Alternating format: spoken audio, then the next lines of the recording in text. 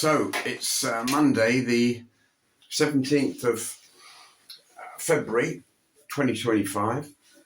Had a bit of a week since my chemo last Monday. Thought it was going okay, felt okay, raring to go, get out to the candlelight. But then Wednesday I developed temperature, could feel it getting hotter and hotter. 37, 37.5 and up to over 38, which is time I have to ring the hospital and the oncology ward. They told me to come straight over, straight in, got me a bed, and that's where I was until yesterday afternoon. Because when you, I've told you before, when you have chemo, it lowers your immunity to stuff, and I caught an infection. They weren't sure an infection of what in the end. It was just one of those things, just an infection. But they filled me full of fluids,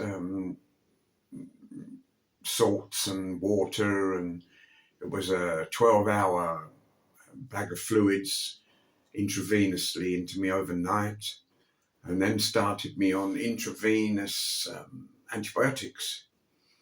So slowly the temperature went down. Saturday it was probably getting near to normal.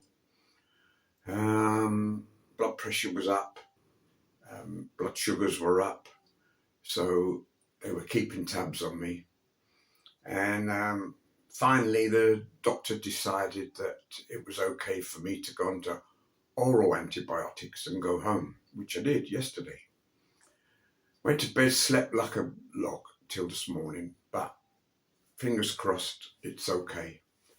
My oncologist, Dr. Wilson, has pulled an appointment for me forward to Friday, because whilst I was in the hospital, they decided to pull my CT scan forward.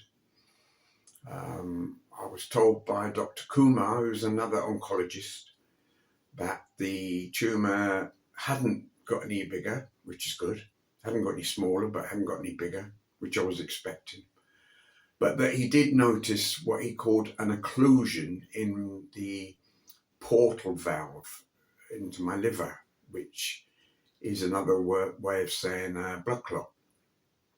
So he's doubled the blood thinners I'm on, hoping to get rid of it. So as I said, this is why Dr. Wilson's pulled the appointment forward to talk about everything. I'm due to have chemo next Monday.